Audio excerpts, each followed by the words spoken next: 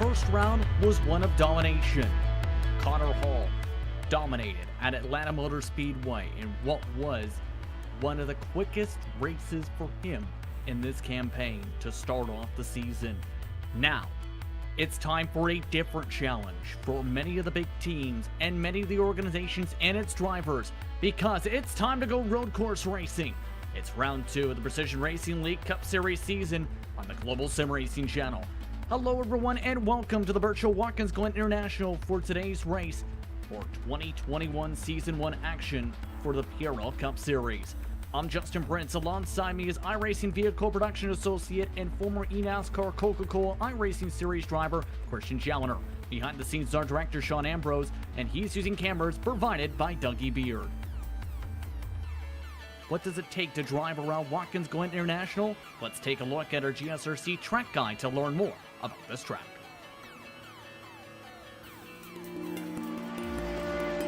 Welcome to Watkins Glen International.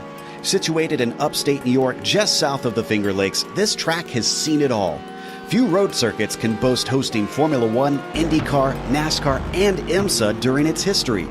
Though it did have a brief fallow period in the early 80s, thanks to the investment of local companies, it's grown into one of the premier road tracks in the U.S. With 4 layouts to choose from that range between 2.5 and 3.5 miles in length, lap times can vary greatly. But it also means it's suitable for lots of different levels of racing, from amateur to pro.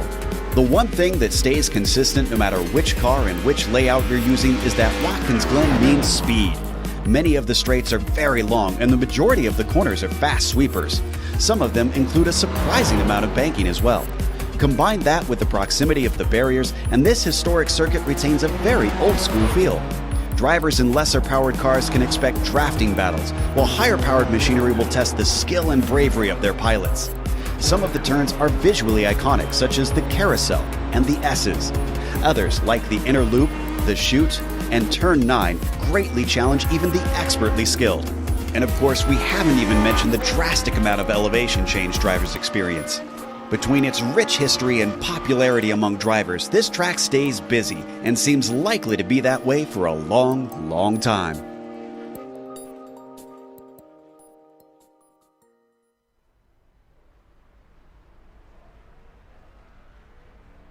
That's a look at our GSRC track guide for Watkins Glen International. Now, Christian, let's talk about the Glen, as these Cup cars, they can be a handful here, but it's one of the more fun road courses drivers describe on the iRacing service for these cars that is on the NASCAR Cup Series calendar.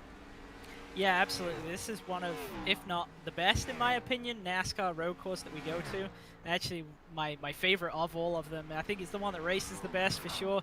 3 relatively heavy braking zones that are also 3 passing zones, and that's about 3 times as many as we see at other NASCAR road course venues. So that's a lot of fun for me. It's always a fun track to drive. It's quite forgiving, I would say. It's 8 turns. There are a couple of areas which can really catch you out, and that's where you tend to see the difference in lap time. Obviously, the bus stop requires a lot of commitment, and as does turn 1. You've got to really get turn 1 right, because that corner really determines about a half of the lap in terms of the run up to the bus stop. So a lot of time important corners, but also very fun track, and always races very well. It's going to be interesting how these teams were able to adjust their setups for today, as well as be sure they keep their cars on the racetrack. But I'd like to remind you of your presenting sponsors and title sponsors for this season's action for the PRL Cup Series. SimMSA provides many consulting services, from completely customizing simulators to managing teams, individual drivers, and managing complete events. SimMSA is working hard to bring communities, associations, organizations, companies, manufacturers, teams, and drivers together all in one place to support and promote sim racing internationally, bridging virtual and real motorsports and providing understanding a link and a network between these two, involving the SimRacers, real drivers, teams, and crew members, managers, engineers, and of course, motorsports fans alike. This series is also presented by Butt Kicker. Butt Kicker products include incredible immersion and brain realism to every game. Feel every nuance and put yourself truly in the driver's seat. Feel what you've been missing by going to thebuttkicker.com. This series is also presented by NinjaTrader. ready to compete against the financial markets, supporting more than 60,000 users across the globe. NinjaTrader provides award-winning trading software and brokerage services. NinjaTrader is always free to use for advanced charting, backtesting, and trade simulation. Visit NinjaTrader.com to get started with a risk-free trading simulator and start tracking your performance. Let's take a look at your standings to track how things went to start off the campaign. As talked about in Atlanta, it was Connor Hall who took the checker flag. Connor Hall eSports machine, 1 point separation between him and James O'Brien in the private label Team Hype machine. Adam Zemke exited the day third in the standings, while Joshua Daniels and Luka Zivkov tie for 5 points back. Mark Kalin for Whataback Racing Black rounds out the top 5, 7 points, the separation from first down to fifth. Private label Team Hype also exited the race with the team points lead with 82 points. Carl Ramrod is just 1 point back in second with 3 of their cars inside the top 10, with Whataback Racing Black in third. SGE Esports and Connor Hall Esports rounded the top 5. Connor Hall Esports 21 points back of private label Team Hype after the first race. Now let's take a look at the race details, as this is going to be one of the longest races in a while at Watkins Glen, an iRacing competition, league or official. Yeah, absolutely. So round 2 of 10 tonight, 60 laps around this track, and as Justin says, that's actually quite a high number. A lot of drivers are used to running, say, around about 45 laps around here. So 60 laps, quite a long race. Open setup, so quite a different different feel to what we've seen in the past with this league on road courses. We might see some separation just purely based on setup, and especially in terms of what drivers have done in the sense of cambers and air pressures. So that's going to be interesting to watch. We've also got the possibility of 3 pit stops, realistically speaking. We will have no in-sim yellows, so to speak. So they have 4 sets of tires total, and the ability to take 3 extra in the pits if they so choose, and no fast repairs. So a lot of strategy options. We'll just have to see what works out the best. Yeah, this is going to be one where it's going to be very intriguing to see how things play out here, as Richard Regan Jr. is currently the quickest driver in practice. He's been at the top of the board for more than an hour with a 1:11.4, followed by Abner Acosta, who's back in the race car today with a brand new team for this series with a 1:11.592. That's one of the storylines to talk about today, as he and Joshua Daniels will be working together for the remainder of this season for International Esports. It's the name of the team they are working on. James O'Brien, Joshua Daniels, Connor Hall rounding out the top 5 in practice so far. Good to see Acosta back on the racetrack. He's one of the favorites today.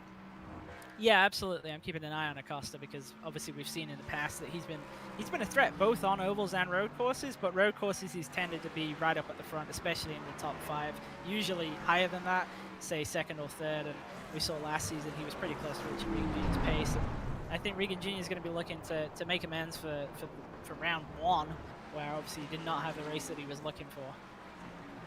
As it goes through the sand, also keep in mind that Luka Zivkov in 7th, Bradley Holly in 6th position among the drivers. Separation between him and the top driver of the board, already more than 0.2 of a second. Also keep in mind, with some of the tire adjustments for the road courses, it's been a tough practice for some of these competitors. In some various series, it's been a tricky track to try and conquer regardless of the driver. Yeah, exactly, and obviously those tire adjustments they've increased the lap time, so we're actually got quite a bit better correlation to real life lap times now, so that's been a huge improvement. But the opposite side of that is coming that there's been an overall grip reduction, which is why we're seeing some drivers start to struggle a little bit. That said, I feel like for the offset in time that we've been able to achieve for the reduction in grip, the overall feel is actually still pretty good, and I'm actually really happy with this road course tire. I think this is one of our bigger improvements in the tire model over the past year. I was talking with one driver who mentioned and showed video actually of some onboards, more so in the NASCAR Gander Outdoors and Truck Series machine, where drivers at tracks like Darlington in real life might be having the same grip levels in some cases on lap 35 we've been seeing. So there's interesting movements going towards that realistic mark for the past few months with the tire models so far. Final 40 seconds to go in practice, by the way. Weather conditions are fairly hot today, as The in-sim day is April 1st, 2021, just past 1:30 p.m. in sim, 108 degrees Fahrenheit, 80 degrees is the air temp, 51% is the humidity for today's action, so fairly hot on the air temp. Track temperature expected to get a little bit higher as this race progresses in the rubber builds. Yeah, I mean 108 is definitely not what I would describe as a abnormally cold track temperature, but it's kind of right there in the middle of kind of the range. So I don't suspect that we're going to see any kind of extreme behavior sort of thing. We're going to see drivers having to short pit, so to speak, because they're struggling so badly with tires. But at the same time, there's going to be fall off, and as you say, we do expect it to get a little bit hotter. And I'm curious to see. I'm not 100% sure if anybody can stretch this to a one-stopper, but I'd like to see someone try. I'd like to see someone too. There have been drivers in the past who've stretched the fuel I've seen in races about 26, some going to 28. A couple here and there have gone to 32, but that is really stretching it on the tire fall off with today's action. Solo qualifying is now underway. 5 minutes, 2 laps available for these competitors. So most of them going to not have too much time to really get on the racetrack if they want track position for today, which can be so vital on a road course. Keep in mind, some drivers in the past have been as much as 5 seconds back after the first half of the first lap in some cases. Yeah, absolutely. Without that being in race caution periods, there's not really the opportunity to catch up if you're starting in the back. And as you say, the field will spread out very quickly, even over the course of a lap. So if you're, say, starting in 20th, if we assume that there's at minimum a half-second gap between every car, that puts you 10 seconds behind at the end of lap 1, and that's very difficult to make up. We can see some drivers able to make it up in terms of clever strategies or just sheer pace, but it's not common. Obviously, those drivers who are fast do tend to start at the front to begin with. Right along with Bradley Hawley, who, as we mentioned, was one of the quicker drivers in practice. And talk us through how you would attack a qualifying lap such as this, where essentially, depending on when you go out of the pit lane, you've got one realistic lap to try and set the pole. Yeah, as you say, with a 5-minute session, and they've got 2 laps available, but realistically, the best lap is the first lap, and the other thing is it's difficult to reset and go again. So it's really about making that first lap count, not taking too much out of the tires on the out lap. And in the past, we've seen drivers will really almost crawl around the racetrack, but that 5-minute limit, that makes it quite difficult for you to do that. And it puts a lot of pressure on, when you get down to turn 1, you've got to hit that right, and it's not a forgiving corner if you get it wrong. Obviously, you've got that runoff that you can use, but typically the fastest drivers will be using it anyway when they're hitting the apex exactly as they would like. So if you're ending up running wider, you get in danger of picking up an off track with the grass edge as it cuts in, and then you're really compromised all the way to the bus stop. So getting turn 1 right is very critical at this racetrack, and it's kind of a dual profile curb on the inside. You never want to be on the high part of the curb because it'll kick you to the outside. It's a strange track because there's not a huge amount to it, but everything that there is so critical. Obviously, into the bus stop, you want to cut the curves as much as possible, but at the same time, if you overshoot a little bit and you haven't gathered it up, you lose all that momentum on exit. And even though it's followed by the carousel, which in itself is a corner, positioning there is everything, because how you get out of the carousel determines your end of straightaway speed coming into the last 2 corners of the lap. So it's quite a deceptively tricky track, I would say, and that's why we see this lap time separation around here. It's not so much that it's hard, but that you can gain a lot if you get the few really critical corners right. So far, Richard Regan Jr. at the top of the pylon, by the way, with a 112 flat, followed by Connor Hall, Joshua Daniels, Acosta, Hawley, the top 5. How about David Wilson Jr. currently 6th, Brennan Chatley currently in 7th. However, for Chatley, just been bumped by Danny Cervantes with a new look in the Domino's car. Several new looks, in fact, for tonight. Several of the cars we normally see that are orange and black, for example, changing to green and black, for example. Like Patrick Calgill, Kalen also followed suit in one of the gym's body shop cars with a bit of a darker green compared to this green from Calgill. You're going to have to watch out for that tonight as well. What about racing orange is now? What about racing green? So that's going to throw us for a loop, I'm sure. I mean, why not different looks? Mike Knight with a different look as well now in the Sim Pit car. He's been shuffled down the board as James O'Brien top 10 as Robert Bisson Jr. crashes coming to the end of his second lap. Scotty Johnson, meanwhile, crashed into the Armco on his first attempt. This will be his only lap on the board, a 1:13.9. Gets him to 17th. Yeah, just looking through some of the times in so far, there's a couple of drivers who look like they're pretty clearly out of position to me. Brandon Walter, for example, he ran a 12.9 in practice, but so far he's only ran a 14.0 with 10 to 15 seconds to go in qualifying, so I don't see him improving. Likewise, Lukas Zivkov, he ran a 12.6, but he's down in 14th with a 13.7, so almost a full second off the pace. And several drivers have elected not to qualify. Craig Holton, Jose Medina, Ken Allen, along with Doyle Rentz, along with Craig Holden, Trent Dinkle. Brett Accord did not set times. A big field today of 31 cars all set to go for the virtual Watkins Glen International. Let's take a look at how they'll start for race 2 of the season for the PRL Cup Series, after what was a competitive qualifying for the top of the runners. Richard Regan Jr. starts on the pole today with a 1:12.089. He'll start alongside the road course ace Abner Acosta. Connor Hall, the points leader entering tonight, starts in third after that victory in Atlanta, while Joshua Daniels starts in fourth. Bradley Holly rounds out the top 5 with a 1:12.6, while David Wilson Jr. with a strong qualified run starts in 6th. James O'Brien in 7th with Danny Cervantes in a new look Domino's car in 8th for Whataback Racing. Brendan Chatley, Mark Kalin round out your top 10. Just missing out on the top 10 by 8 thousandths of a second was Charles Sumner, and that really brings in 4 really tightly packed drivers. We had Sumner in 11th, then we got Robert Bisson Jr. that we saw spinning out at the end of qualifying there. He ran a 13.392, only 4 thousandths slower to line up in 12th. Then Pat Harvey behind them with a 13.4 with lining up in 13th. Lukas Zivkov in 14th with Adam Zemke back in 15th. Mike Knight, Scotty Johnson in 16th and 17th. Brandon Walter, Doug Evans, and Brett Adams rounding out the top 20. Blaine Adams, one of his brothers, starts in 21st position with Patrick Kelgill 22nd. Last qualifiers, Josue Telez also with the new organization we'll talk about in a moment or so. Aaron Hilton, Colton Lane, top 25. Drivers who did not set times: Brett Accord in the Sport Bike track time car, Trent Dinkle, Ken Allen, along with Jose Medina and Craig Holden. Doyle Lawrence, currently not at the racetrack, was scheduled to start 31st round overall on the pylon today. So, a competitive race today for these competitors. 60 laps on the ticker for today. 80 degrees once again is your air temp. 108 is your track temp. Winds currently gusting at 2 miles an hour to the north.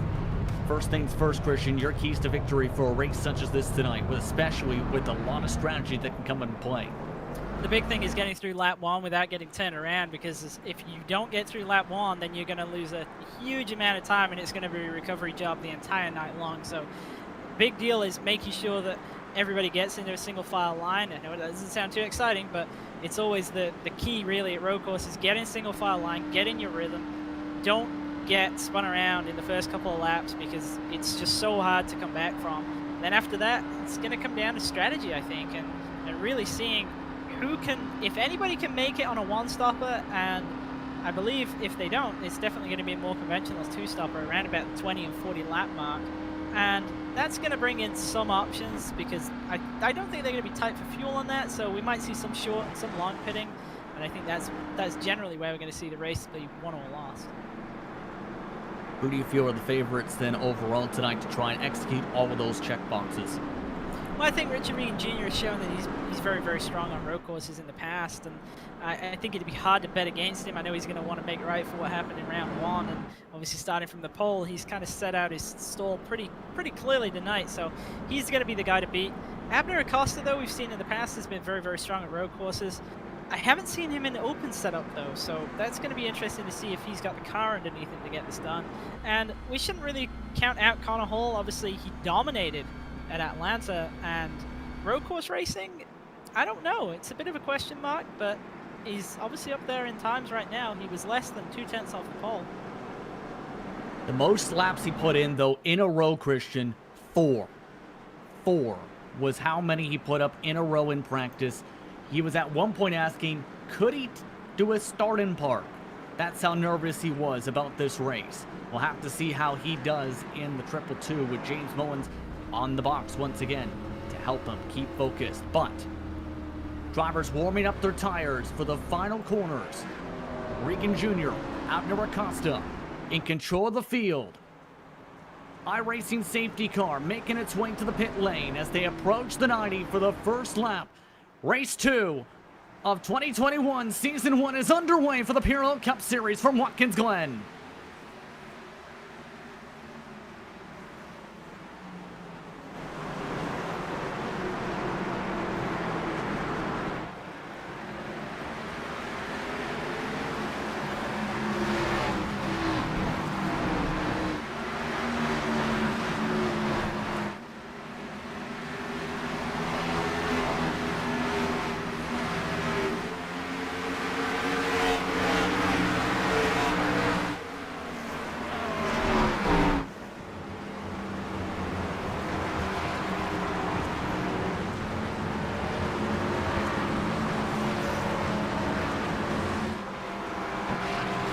Clean start for the entire field. No incidents for any of the cars. Already, though, Regan Jr. and Abner Acosta have pulled away by almost a second from Connor Hall and company. They're the top two drivers off the launch. Jose Medina gained 3 spots at the back of the field, along with Blaine Adams with 2 spots. David Wilson Jr. already shuffled to 8th, all in the span of this first lap here for Watkins Glen International with a course of 2.43 miles. Yeah, Regan Jr. had a pretty good jump on the initial start, but then he was under threat into turn 1 from Acosta, and it looked like he might not actually hold on to the lead for a moment there, but obviously getting the job done. Maintaining his lead position, which we've seen him in so many times in this league. He really struggled in Atlanta. You have to think about, though, especially on the long runs. And then, of course, there was an incident with the lap car where he ended up getting significant damage, struggled to find track position after that, after getting that significant damage. Just seeing actually Luka Zivkov trying to make his way up through the... Definitely missed his braking point by quite a margin down into turn 1, has actually lost position out of that. So that's kind of what I was talking about how critical turn 1 is, and it's not just critical in a qualifying sense, but also in trouble coming towards the carousel. One car went off the racetrack. It was Brennan Shatley from 7th position. He ended up going off and slamming the left side tire barrier. Still off and running, of course. No caution flags for road courses and PRL competition. Here's the mistake. Yeah, you can see he just clipped that left-hand curve, and it kind of hooked him around, and unfortunately at that point, he was pretty much a passenger, and pretty heavy contact with that tire wall. I'm surprised he's actually maintained as many parts on the car as he has right there. Barry Hilton's also had to use a tow already. That's why you see him falling down the pylon. He's already out of the race in the 47 car with significant damage around the entire race car. Some cars that started from the pit lane or started at the very back of the field as a result of that are 32 seconds behind the race leaders after already 2.5 laps, and another car into the wall. It's Doug Evans. They had hard contact with the inside wall there, and again, it looks like he's going to be able to keep going, but let's check the replay. Let's see what happened, yes. And you can see already a lot of brake smoke from the tires from cars blocking it up. And just spun them out. Just spun the tires. Yeah, it looks like he was just too aggressive with the throttle pedal right there. He's actually got away with that relatively lightly. Obviously lost a lot of track position, but car doesn't look too bad. Yeah, it could have been much worse for him, but he did lose some time. He's now 26, a -7 on the race. 10th place is where Charles Sumner's leading a pack of cars right now. It's a full-on train of competitors. All the way back to 24th position. This is how deep this train goes. Yeah, these drivers are all pretty tightly packed. I mentioned it in terms of qualifying, and it looks like it's going to be that way all afternoon long here in the race. As you said, there's just a huge train of cars here. And this is where it becomes really critical to not make any mistakes, because if you get out of line in this train, then you're losing so much track position. So you really got to pick your moves carefully, and you've got to make them count, because if you don't pull off the pass, somebody else is going to be right there to take your position away from you. No, Brennan Shatley, who is in this pack, got shuffled to 18th spot already after he went wide going through the 90. Still, though, most of the lead cars looking nice and consistent in the 115.2s already. these groupings of cars. Some of their fastest laps, the leaders are running 112s. Massive difference. Quite a bit of field spread, and obviously that's somewhat to be expected, but at the same time that is still quite a large gap, and that's going to bring into play the question trouble. of lap Abner Acosta. Acosta's off the racetrack, going into the final corners, and that drops him out of the battle for the race lead. A big mistake from second spot. Sees him go wide in the sand. It's something he did before. He actually nearly hit the race leader in Regan Jr. I think he actually did touch bumpers in the braking zone. Yeah, it looks like he was trying to wind up a pass here. You see Regan Jr. a little bit slow off the carousel, and he's coming in behind him, and he's a little bit unsighted now into this left-hand corner. And yeah, it looks like he was just caught out by Regan Jr. being earlier than he expected on the brakes. Actually does tag the back of him. He's going to get away with this, but he has lost a lot of track position. Yeah, Acosta is now in 8th spot, 8 seconds behind the lead, right behind David Wilson Jr., who just let by Danny Cervantes. A big mistake, but that's allowed Connor Hall up to 2nd spot. If you're in Acosta's shoes now, how do you try and keep your head cool after that major mistake?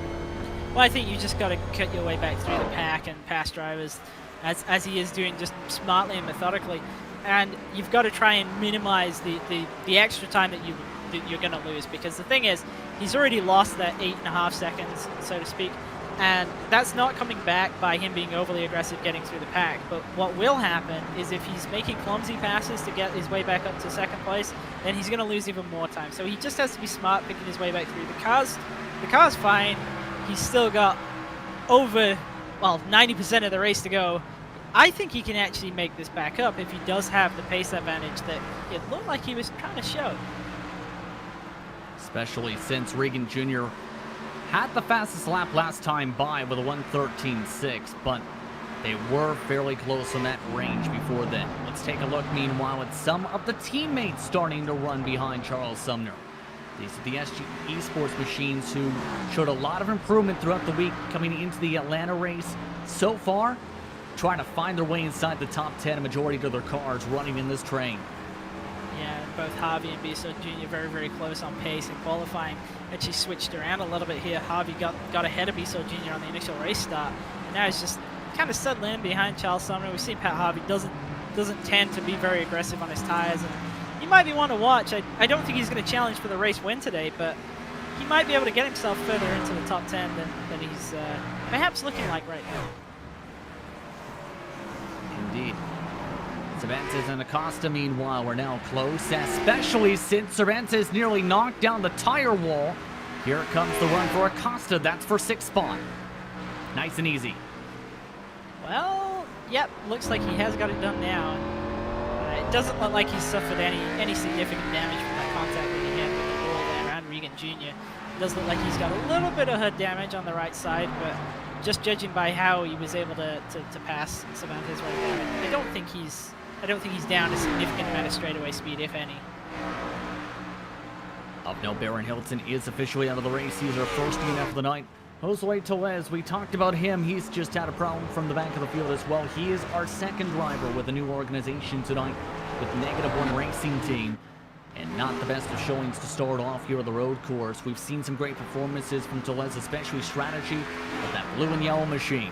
Really struggling here on the road course. He was 21st in practice. Yeah, it just looks like he struggled for pace for the majority of the night. Still able to get into the 14s in practice, but that's about 2 to 3 seconds off the pace of the leaders. So he's not having the afternoon he would have wanted right here. Meanwhile, Wilson continues to drop back, and remember that he does have a bit of back-end damage from the first lap. There was some contact with a checkup during the pace laps in the opening lap. Mark Halen, you can see, reeling in a 10th last time by at the stripe. Just reeled in another 10. Yeah, Wilson Jr. was actually one of the drivers who really kind of maximized their qualifying, because he ran a 12.75 in practice and then improved to a 12.68 in qualifying. And not many drivers actually were able to do that. So I think he's got a couple of drivers behind him that are perhaps a little bit quicker than he was, and this is just a case of the kind of balance being restored, so to speak. There is a separation of 5 seconds after this. So give credit to Wilson Jr. Good qualifying run and what's been a solid start to the season for David Wilson Jr. Joshua Daniels has been reeled in as well by James O'Brien as well for fourth position of note between the 77 and the 9. O'Brien had been running on his own for a good bit, and they were with Bradley Hawley as well just prior to this lap.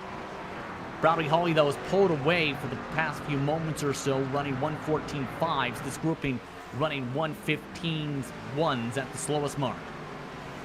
Yeah, and O'Brien was actually one of those drivers who wasn't able to match their practice pace. He was about a second slower in qualifying than he was in practice, so he was starting a little bit further back than I imagine he would have anticipated, and that's looking like it's probably going to take him out of the battle for the win, but he's definitely in contention for the top 5 and perhaps the top 3. Yeah, great run so far from Joshua Daniels, as well as he nearly drifts it around the corner.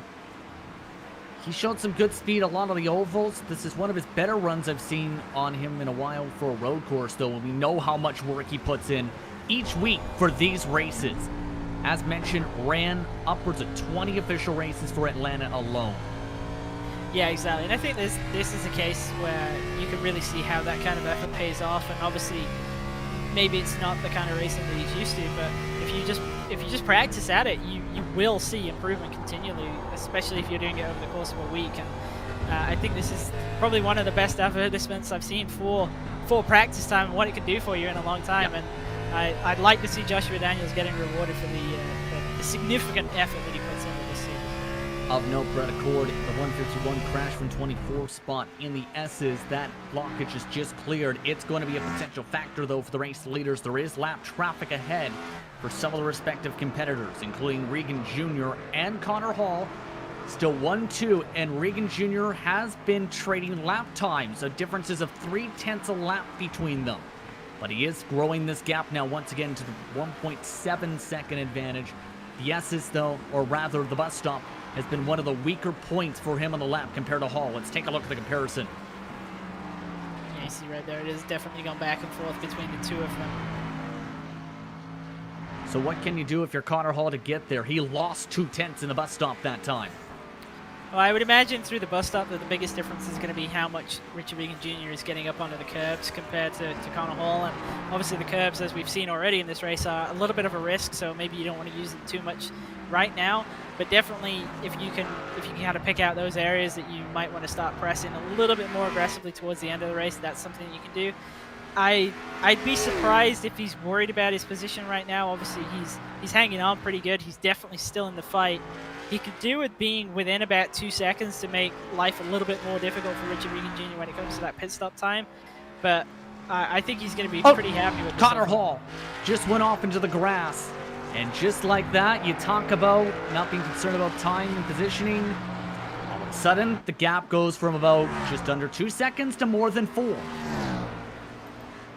That was on the exit of the 90 where he ended up having a little bit of tire spin and went right into the grass. Yeah, huge moment there. Really, really lucky to keep it out of the inside wall, but obviously a great save. Take a quick listen on board. Yeah, you see he's quite wide at the apex here, and then he's out. And he actually has it straight. Looks like he just dropped the left sides onto that raised curb and tried to get hard on the power, and just the grip wasn't available there for him. And it was a huge moment that he gathered up, but the gap almost doubled in size just from that mistake alone. And all of a sudden, Bradley Hawley is now right within range to fight for position within 1 second. Of note, Doug Evans has now parked his car. He's the second DNF of the night. Hall, though, looking to hold on to second position. Bradley Hawley, nice and consistent, has only had about 2 seconds of fall off. Yeah, now the thing for Hall is that the kind of complexion of the race for him has totally changed, because there he was holding on to the back of Regan Jr. He potentially had a chance at the win. Now Regan Jr. is definitely safe for this first pit stop, regardless of anything else that Hall really does, even if he maintains this gap at about 4.8 seconds. But the difference is now Hall no longer has that safety net behind. He's now got to be concerned about what's going on with Bradley Hawley, and probably even Joshua Daniels and James O'Brien, because they're going to be in striking distance, and we can see Abner Acosta is recovering really well. He's about to get into this fight as well. Yeah, he has been slowly but surely been one of the quicker cars on the racetrack. And the 1:14.6s last time by, he has been at times 1/10 of a second on average quicker than the race leader. He's now caught to the back end of Daniels and O'Brien. Charles Sumner, also of note, has had some trouble. He's lost 3 positions as we look at Acosta. Now try and get by the 9 and the 77 pretty soon.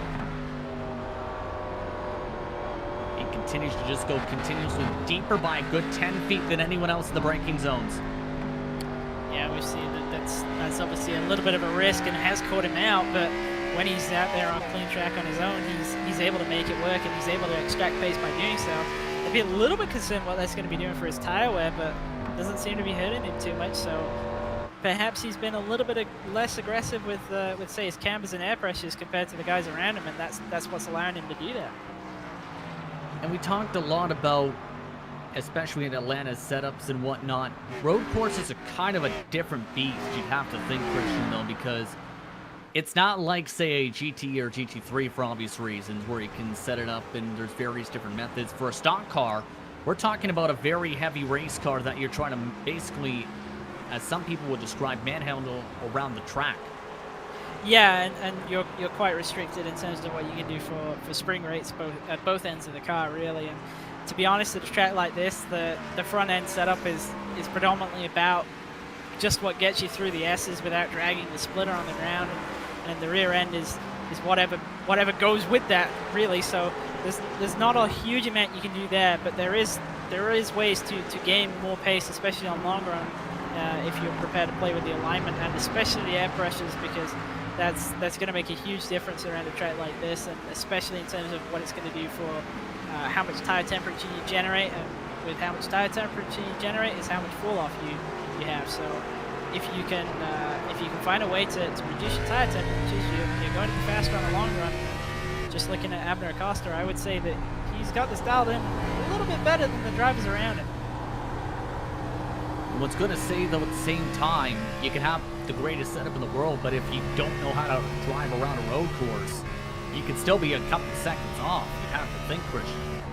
Yeah, you absolutely can, and that's something that we do see, that, say, drivers who are perhaps not particularly strong at short tracks also tend not to be that strong at road courses. But on the flip side of that, drivers who are good at tracks such as, say, Martinsville and Richmond tend to be very, very strong on road courses. So we do have to always keep an eye out for a little bit of crossover at one end and maybe a little bit of dispersion at the other. By the way, Brennan Chatley is out of the race. He is now your third DNF of the night on the Rescue Racing Machines. Still, though, Acosta trying to set things up on O'Brien. O'Brien was talked about a lot as one of the favorites potentially for at least a top 5, a very solid road course racer, driving for private label Team Hike tonight in one of the Reaper Speed Lap setups. Yeah, and he had very strong pace in practice, and I can't help but wonder if he's trying to stretch out this set of tires to that 30 lap point, because he doesn't look like he's pushing the car at all, and that's not to say that he's not trying, but that might be by design if he's trying to get as much tire life and as much fuel mileage out of this as he can to try and make a one-stop strategy work. Absolutely, especially since we're already approaching the end of lap 15. And this is around the mark where normally you see the distance for NIS competition or the NASCAR Coca-Cola iRacing Series for Watkins, Glen. This is where normally it can be a 1-2 stop. But Acosta wants to make the move right here to the inside, just couldn't get the run. Yeah, and that's what I was talking about earlier in terms of what will cost Acosta when he's trying to get back through the pack, because he tried to pull off that move, and I totally understand why he tried to do it, because he did have a little bit of an opportunity there, but in failing to pull that off, he's going to actually now lose more time, and he's kind of woken O'Brien up, but he might have an opportunity down here in turn 1. We've seen him be very, very strong on the brakes into this corner. See if he takes the peak. Does go a little bit deeper on the brakes. He's been trying to diamond it off and use a little bit of the 90s banking and elevation changes. A run. Not able to get the run yet through the S's quite yet. This has currently lost them about 8/10 compared to Joshua Daniels now to the back bumper as Acosta nearly lost the back end. Yeah, and that's really going to cost him there. Obviously, that's now going to be another lap, probably 2 laps that he's behind James O'Brien. And he's going to fall from about 9 seconds behind to probably about 11, maybe 12 seconds by the time this is all done with.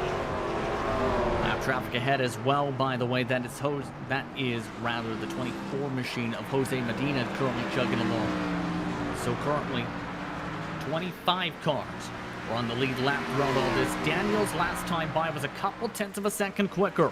This is all 9 seconds behind your race leader, Richard Regan Jr. Costa still trying to fight right behind that 77. They are reeling back in Bradley Hawley, who's starting to slow down a little bit.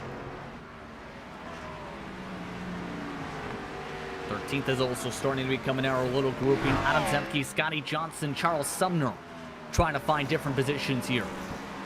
Yeah, these drivers have just been tied together the entire race long, and they've kind of moved around in terms of order, but overall they've just stayed in the same group, and we've kind of had that whole train effect as Scotty Johnson looking for the move on Adam Zemke after that slight mistake. It looks like he's potentially going to get this done down into turn 1. Got a good run, drag race down the front straight away. Scotty Johnson trying to carry momentum from a solid race at Atlanta. Zemke trying to come away with an solid finish after a strong top 5 points haul and exiting the day. Instead, he exits the corner by losing both the positions. 2 wide on the corner exit. Yeah, Zemke there with the absolutely kind of ridiculously comical wide arc that lost him 2 spots right there. I thought he was maybe giving up the position a little bit, but that was a touch excessive, and now he's lost the position to Charles Sumner as well. On the right side, it's still a 2-second cushion to Mike Knight. The next cars are 5 seconds up the road, where it's Pat Harvey, Robert Busaw Jr., Lucas Zivkov in that respective order. O'Brien and Acosta slowly heating up again as O'Brien down the front straightaway. Currently dealing with Acosta within a car length once again. And Acosta again later on the brakes. This is where he was in terms of distance to the back bumper before he got loose going out of the S's last time he attempted something. And once again, he's right up on the bumper of O'Brien, but it was here where he made the mistake on the last lap, and it looks like he's gone in at a little bit of a different angle again this time, but able to stay closer. The thing is, now O'Brien's getting closer to the back of Daniels, and that's going to be helping him to defend. He's going to get a little bit of draft assistance, and as you can see, Acosta getting right to the bumper of him, but not able to get alongside at all. And both of them missed the bus stop. Sliding into the grass goes Acosta. That may be a slowdown, yes. That will cost Acosta even more time. O'Brien also slowing down there. But it flashes from the early 2010s from battles for race wins back then between Marcus Ambrose and Brad Keselowski there for a moment. And it's definitely a great battle between this pair, and that's really just helped Joshua Daniels out. It's opened that gap up again and given him some more breathing room right when he was just about to come under threat from both of them. What do you think Joshua Daniels is thinking at this point as he's now pulled back away by another second again? I would expect that he's honestly looking at this and just hoping that he can hold on to this top 5. He's obviously relatively close to Bradley Hawley, but he doesn't look like he's a threat to him. And behind O'Brien and Acosta, there's quite a big gap, so he's not going to fall any lower than 6th place, even if he does lose the spot to this pair. But that kind of means that this pair is the pair that he's racing for the rest of the race. So having opportunities like that to gain a couple of free extra seconds is definitely something that's going to be making him smile. Absolutely. Already approaching 30 minutes overall into the race. As of note, Colton Lane is continuing to fall down the pylon, has just been shuffled back to 20th position after gaining spots early in this race. But it looks like Acosta is there. Nearly got towards the back bumper of the exit again. Tire spin starting to pop up here as we approach the start of lap 20 this time by. Yeah, this might be the point where Acosta's really aggressive style might start to come back to hurt him, just because the tires do go off, and obviously we all know that they kind of fall off at a pretty extreme rate, so to speak, and that means that you have to dial the pace back very, very quickly at the beginning of the run. But at the same time, you still have an influence on that. It's not fixed, so to speak. And I think we might start to see a point where Acosta's aggressive style is going to start to go back against him. And he's already started to struggle to make further progress through the field, and I think this is really around about that point. Brett Adams has left by several cars of note. He's now a lap down and could be a factor in this battle. That's after he had a mistake to the bus stop. Acosta, though, going to the bus stop again. Hard hit onto the curbing again. Forced to check up once more, coming through the outer loop. And again, he's looking to try and get underneath O'Brien through the carousel, and he's tried that move once before and it hasn't worked out. This time sitting behind, he might have a go into the next left-hander. I think that that's probably his best chance to get this move done. Obviously, O'Brien's aware that Acosta's trying to pass him, and that sounds silly, but what I mean by that is if you catch a driver from such a significant distance back and you immediately pull the move off on him, that's your best chance to get by, because they don't know where you're strong, they don't know where they're weak relative to you, and it doesn't give them any time to plan. But because Acosta's been here for so long now trying to get by O'Brien, O'Brien knows where he's strong and he knows where he's weak relative to Acosta, so it's just a matter of covering off those areas, and he's making it extremely difficult for Acosta to get by.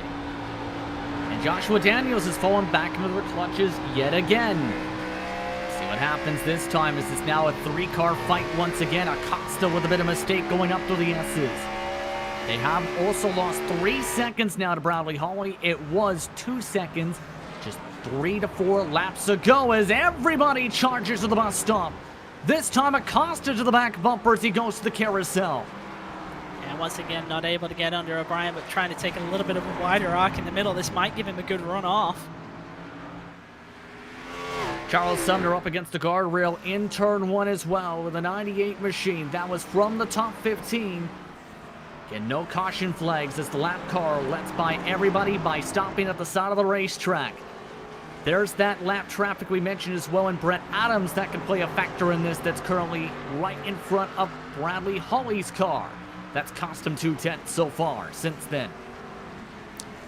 And just on a different tack for a moment, it looks like everybody's going to be trying to make it to lap 30 and do this on a one-stop, but we haven't seen anybody come down onto pit road, and we're starting lap 22 now, so looks like the 20-lap strategy is not the favored one, as nobody except for Brett Accord has visited the pit lane.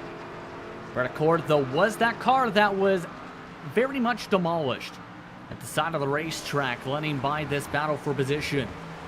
See, there goes the lap traffic of Brett Adams letting by Bradley Holly up the road, and now that is a factor for this grouping since it's not as clear cut for here. Acosta nearly hits the back end of the 9, again checks up.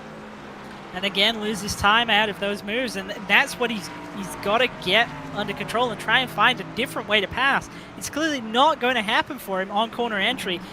O'Brien's got him covered off in that respect. He has to make this pass on exit, which means he's got to try and find a way to either cut underneath him or just to get into his head and to make him make a mistake on exit. But at the moment, it looks like the attacking driver of Acosta is the one that's making the mistakes. Now, which has been a little bit incredible so far. And it's now gotten to where Holly again is now losing time. They continue to just swing back and forth on the timing sheets. 38 to go. Of note, Cord, as mentioned, has been in the pit lane for more than a minute. Also, Brett Adams is right up the track now, as talked about. And this is going to be tricky. How do you try and play this if you're Brett Adams? He had the luxury for letting Bradley Holly by down the straightaway here. Not as easy here because winning by one car could help the rest of the cars gain or cost them. Yeah, absolutely, and everybody's kind of stretched out just a little bit right now. Brian's just ran wide in the middle of the bus stop, and Acosta's closed up that gap. So now it looks like Adams has got the opportunity to let Daniels by relatively safely. I don't know if he's going to be able to let the next pair by safely without getting involved in the battle. He is looking towards the right of the racetrack. Joshua Daniels not close enough to make a leap to the inside yet. Late break from Acosta, nearly off the track, and off the track indeed, as Brett Adams says that's a way to let him by. That's opened up the door for O'Brien, though. Daniels checked up for the car up in the grass. Daniels holds on to the spot. This is giving Acosta a chance now. He's got the best opportunities he's ever had, really. He's got to try and take this. He does. He's on the inside of O'Brien. O'Brien's taking the wide arc that we've seen before. O'Brien's gone too wide again, though, and Acosta finally takes the position.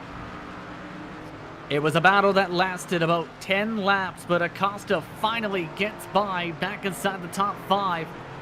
The downside, he's now 13 seconds behind Richard Regan Jr., who has been running on his own much of this run outside of lap traffic.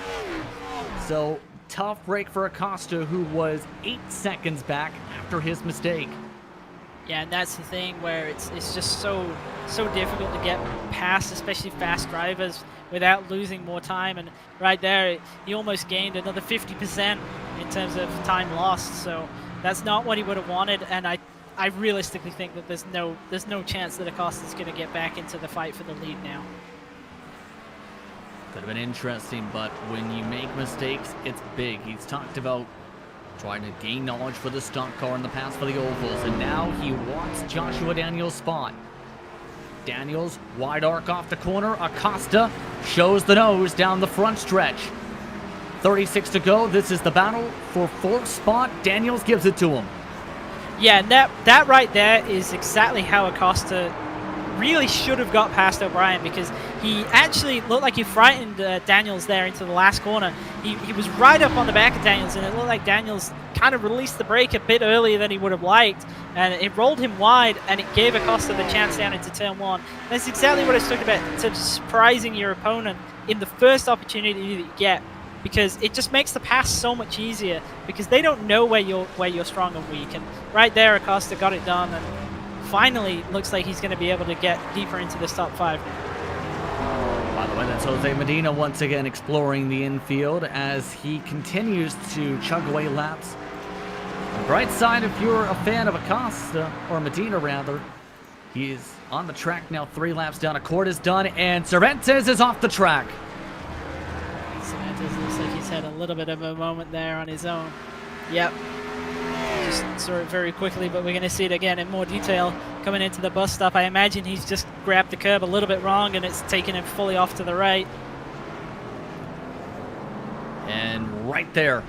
Yeah, I just tried to cut it back to the left, wasn't able to, and unfortunately for him, as soon as he was kind of stuck going straight, having missed the corner, just not able to slow it down enough to avoid hitting that tire wall. So, Cervantes, as a result of that mistake, goes from running inside the top 10 to 12th position, right behind the battle going on between Bisson Jr. and Pat Harvey still. That's been going on for a majority of this race. Note as well, the Adams family cars have swapped positions. Blaine Adams is now the lower of those 2 respective cars. Here's the look of that battle between Bisson Jr. and Harvey. The teammates now running 10th and 11th because of Cervantes' mistake. Yeah, these guys still continue to have a solid afternoon here. Not looking particularly spectacular in terms of pace, but just keeping themselves out of trouble. Possibility of picking up a top 10 here. That seems a good run, to be honest. And it's looking like, at least at the moment, that drivers are going to make it on a 1 stop of the gas, Christian. Does that open up the door, though, knowing there might be a bit of flexibility on the gas for drivers to try the undercut? And how big do you feel it could be here for this race today with cold tires? Well, I definitely think that the undercut can be quite powerful. It's probably going to be in the region of about 3 to 4 seconds on that first lap alone. So if you're fighting somebody that you've been stuck behind for quite some time, as we go back to this battle for the 4th spot again, Acosta not able to get away and actually made a little bit of a mistake on that last lap, made himself vulnerable to Daniels. But say you are in a battle like this, if you short pit by 1 lap, you're going to jump out about 4 seconds into the lead. So that's pretty significant if you've been stuck behind someone. And yes, they're going to catch you and they're going to be faster than you towards the end of the race. But I'd much rather defend than try and attack, especially if it's a driver that have been struggling to get by. And I'm kind of looking at Connor Hall's interval right now with that exact point. Take a look at that. It's 3.6. So that might be the viable call from James Mullins. It is a call he has tried in the past.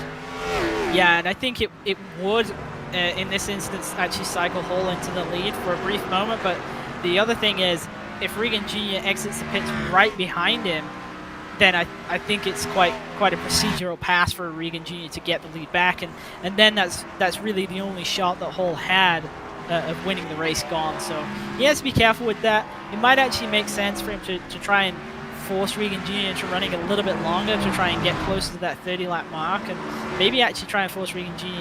into long pitting, which obviously is probably not the fastest strategy, but you can kind of force drivers into taking it if it makes sense in a strategic battle. Did you ever force anyone into that kind of a strategy call in the past in your career? We did so at some ovals, actually. It tended to be the case where you would try and always get to the end of a tank, especially in 2020. And pit stops, pardon me. Bisson Jr., Pat Harvey, Danny Cervantes doing exactly what we were just talking about, Christian, pardon. Yeah, these guys all going for that short pit by about 2 laps here, and this is going to gain them probably about 6 seconds in the immediate over drivers who pit on lap 30, but it's going to come back to them. This is not going to be a free lunch. They are going to actually have to pay this time back eventually. Mike Knight, Brandon Walter also electing to come into pit this time by. Now becomes the question when the rest of the cars pit, as the top drivers do not come down this time by. The top 5, in fact, all stay out on the racetrack for the time being, it appears. No, James O'Brien comes in from 6th position. And that's a really curious call by James O'Brien to come down early, because he actually looked like he was in probably the best spot versus Daniels and Acosta. So him coming down, it's going to cycle him in front of that pair again, and obviously we saw how hard it was for Acosta to pass O'Brien. But now he's really going on the defensive once he comes out of pit lane, because he's not going to have any pace advantage relative to those other 2 drivers at the end of the race. He's going to have to be in full defense and hoping that they're not able to get by him. Off and away goes O'Brien with the 14.8 total in the box, 38 seconds in the lane. Of note, Connor Hall has been getting by the traffic much cleaner than Richard Regan Jr. has closed the gap to under 3 seconds to the 46. Under 2.8 before he clipped the grass going on the corner entry. See if he or either of the cars go down this time. No, they'll stretch it to halfway. Yeah, I think that's a sensible decision for both of them, even though they're fighting through lap traffic at this point. As you say, Hall does look like he's been getting through them a little bit quicker. Now, Regan Jr. has lost about 6/10 in the past 5 laps with some of the cars, since they are lapping in the 20s at the moment. Currently, of note, Acosta stayed out. Daniels also stayed out with Bradley Holly as well. Where James O'Brien cycled is 9th, 47 seconds behind your race leaders, for reference sake. Yeah, so he's going to get a significant jump in track position when those drivers do pit, because he's going to be cycling around so much quicker than they are currently. But at the same time, he will be vulnerable at the end of the race. And I think relative to where he was, it's going to hurt. I don't see how it's going to gain him any shot at winning the race, because he was too far behind to gain enough to then come out with sufficient track position to be able to hold off drivers such as Regan Jr. and Hall. It's just not going to happen. So it's really a consolation play for that position that he was already in. Pit stops continue. Zemke, Scotty Johnson, and your race leaders coming in. Regan Jr. and Connor Hall both enter the pit lane this time by. It looks like just about everyone else going to follow suit halfway this time, and everybody wants their freshies. Yeah, definitely a sensible decision to pit on the halfway point. You know that in that case you definitely can't be wrong. It does mean that this is going to be an absolute straight fight between Regan Jr. and Connor Hall. The Arkham Menards driver and Connor Hall goes into his pit box. Bit of smoke right there. That's from 7th. That is Zivkov, who just had some trouble, and he is stuck in the Armco. And not a good afternoon for Zivkov. Obviously, he didn't qualify quite where he wanted to be. He was making a good recovery, but now stuck in the Armco, and that's going to be the end of his day. Let's take a look at what happened, and he did reach the back end of some of the traffic. He was running top 10 much of the race, up until this complex of corners. Yeah, you see he was about to go around 23 with Brett Adams, and looks like he just didn't really judge the gap correctly right there. Actually got into Adams and then got turned into the fence. So that likely means the end of the race for the 8 machine. Brett and Blaine Adams also came in this time by. Acosta stayed out on the racetrack, though. He is stretching it. An extra lap here. He is 17 seconds in front of Regan Jr. and going another lap. He's going as far as he can for that overcut strategy we talked about. Yeah, so here he's going to come out significantly behind drivers such as Daniels and O'Brien because he stayed out so much longer. He's going to be going so much slower. And actually right now, his last lap was a 1:16.1. Now compare that to O'Brien, he was doing a 1:13.2. So he's lost 3 seconds in that lap alone. And the difference is going to be about 3 laps. So we're looking at anywhere between, say, 7 and 10 seconds behind, I would estimate. That's going to allow him to be very aggressive towards the end of the race. I think he will catch back up, and this time with a little bit of a tire advantage, so passing might be a little bit easier for him. But still, this is an interesting play to stretch it as long as possible. He hasn't gone 1 lap longer; he's gone the absolute maximum possible. Let's see how this plays out. The pit deltas would cycle him around once again 7th spot. Once he comes into pit with his current delta, and he does have a driver with fresh tires right behind. That is Mike Knight, who's right on his back bumper in the midst of all this. Gap is down to 15 seconds between him and the lead, and here he goes. Coming in this time by Acosta, slowing it down. He's making the turn. One of the final cars coming in. He, Mark Halen, Jose Tellez, and Craig Holden among the drivers who stretched it. Yeah, definite interesting strategy to go for the overcut here because they are going to come out behind drivers that they were previously racing alongside, but they're going to be very, very much quicker, especially in those initial laps. So it's all about being able to use as much of that tire performance as possible without getting hung up on, say, lap traffic or other cars to pass, because the tire drops off very quickly at the beginning of the run. So you don't want to lose a second getting stuck behind a lapped car, because you're never going to get that second back. You want to come out in as much clean air as possible, and to be honest, it doesn't really look like he's going to do that. He's filing out back into traffic right now. He actually falls right in front of Joshua Daniels' car, so he actually jumped a car, was stretching out the strategy. Only 19 seconds behind the lead.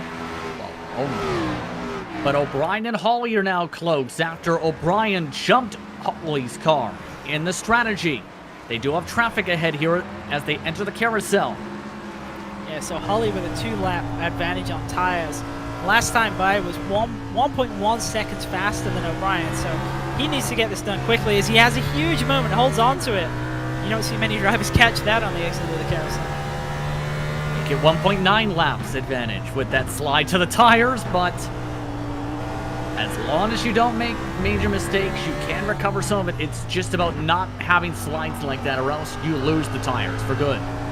Yeah, you can't take too much out of them too early on with aggressive sliding, as you say, because it will completely kill any of the advantage that you were going to have, because you'll spike temperature into the tire. You'll essentially start the drop off faster, and that's obviously not what you want to do. So sometimes we'll see drivers come out of the pits and they'll run the first couple of laps of the run quite conservatively, and the reason for that is they're just trying to build up the tire temperature slower so that they kind of elongate the tire life as much as possible.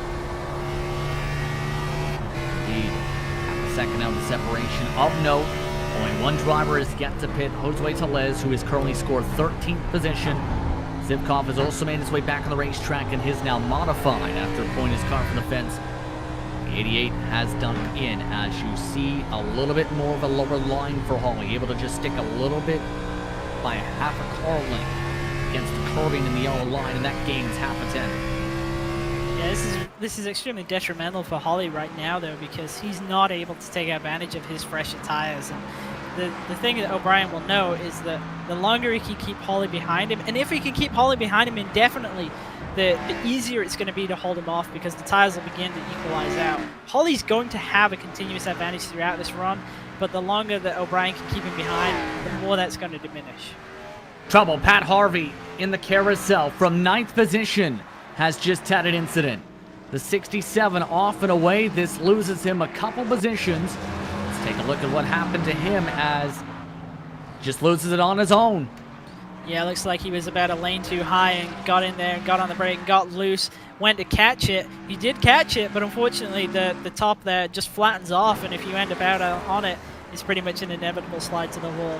Not too much damage, but definitely not what he would have wanted to have happen. Got on worse on the damage indeed, but he's now in 12th spot. He was running top 10 right before that. On the bright side, the rear are a couple positions. slowly but surely ahead of him by a couple seconds, and some of them are teammates or drivers he's worked with in the past. Back towards that O'Brien and Hawley battle, it is still fairly tight. It was a 0.2 of a second differential last time by, and Trent Dinko and Colton Lane, also in our position battle, is right up in front of them for 16th. Yeah, this is an opportunity for Hawley because with the lap traffic ahead of them, he can hope that O'Brien will get hung up a little bit, and that'll allow him to get an opportunity as we see Lane actually move out of the way. So that's not going to help Hawley out. Yeah, in fact, if anything, that's going to just help both of them a little bit with no car to deal with for the corner. Lane has been very, very, very patient on that move. Look who's coming, though. That was Abner Acosta you seen in the backdrop. He ran a 1:13 flat last time by. Yeah, he was a full 2 seconds faster than Bradley Hawley, and that's because he has a 2-lap advantage over Hawley, and he has a 4-lap tire advantage over O'Brien. So if he can get to the back of this pair, and if he can clear them quickly, he's pretty much got that third place locked down. Yeah, he is quickly coming deep on those braking zones. Still hasn't gained much of the leaders, that's the downside, but he might have a potential third place run if he can get by cleanly on these cars with a much fresher rubber by up to 4 laps on O'Brien, 2 laps on Hawley's car. If he's going to have an opportunity, it might be down into turn 1. He's right up on the back of Bradley Hawley now. Frank Dinko was going to say, signifying he's going to let by these cars this time, as here comes Acosta. This is for 4th. Takes a peek. Hawley locks up the brakes trying to defend it. Doesn't want to give it up easily as Acosta to the inside out of the 90. And Acosta with a great run to tuck underneath Hawley there when Hawley made the mistake. Hawley not able to do anything in response. Has to give it up before he gets to the S's. And just like that, Acosta back up to 4th. Chance to get O'Brien back as he clipped a little bit of the curbing this time. He's going to the bus stop. Remember how hard some of these checkups have been from up to 3 car lengths back. Gained all 3 car lengths back this time, Acosta does. The inside of the carousel for the position, O'Brien with the bit of the squeeze. And he keeps trying this move on the inside of O'Brien through the carousel, and it's never worked for him, but I appreciate that he keeps trying to make it happen. A little bit close there as Acosta deep of the brakes again. Similar braking mark to the contact with Regan Jr. But this time right over the rear end, and again a checkup.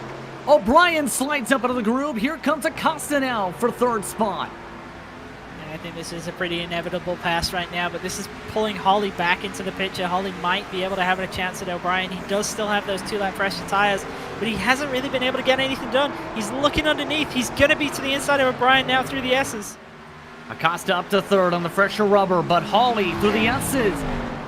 Not having O'Brien back off into the middle leg.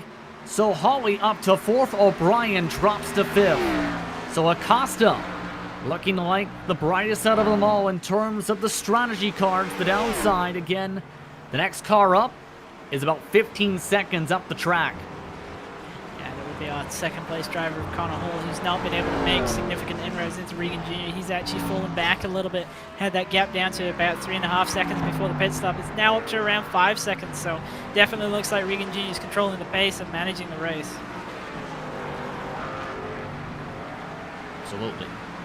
To recap your top 10 again, it's Regan Jr., Hall, Acosta, Hawley, O'Brien, Daniels, Wilson Jr., Bissaw Jr., and Cervantes have now grown to the red box. Kalen round out the top 10. Scotty Johnson, Pat Harvey, Adam Semke among your final drivers on the lead lap at the moment. 13 cars remain on the lead lap at the moment for what's been a fairly blistering pace for the number 46 and the 222. Yeah, and it looks like we're probably going to actually get down to around about 10 cars on the lead lap by the end of the race. He's not too far behind Adam Zemke to lap up to 13th spot.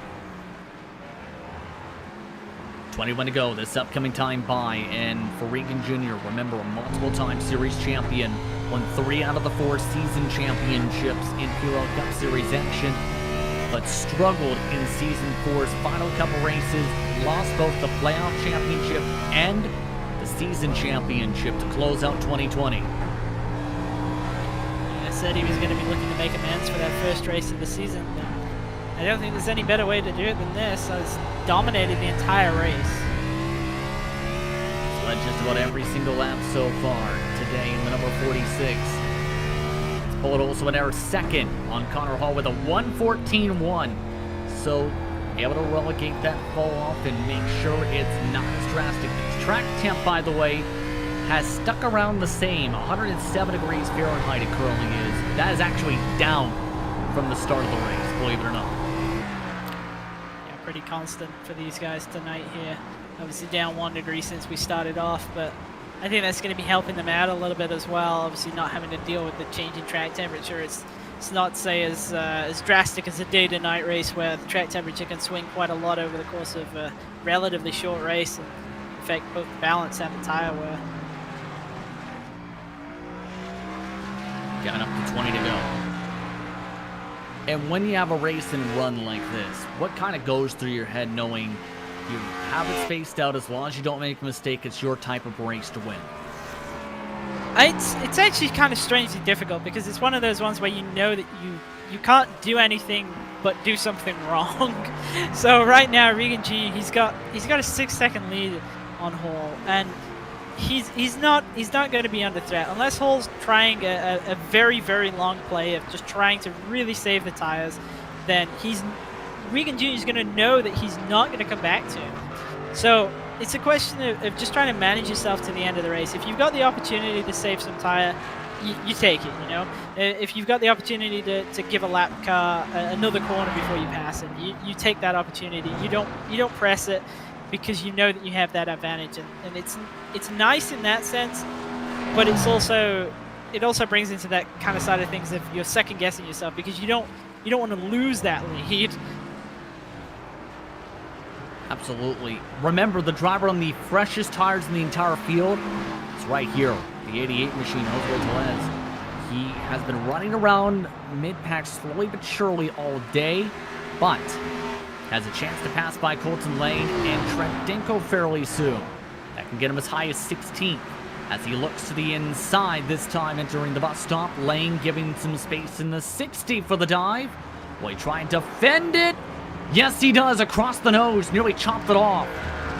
Yeah, it looked like a little bit of a half-hearted effort by Tellez right there. He needed to really roll off the pedal much earlier, make it very clear to Lane that there was no way Lane could have turned in right there. But he didn't fully commit to it and nearly loses it on the exit of the carousel as well. The -1 racing team machine nearly getting a negative situation. Instead, now he has to pass back Charles Sumner, who just let him go last time by.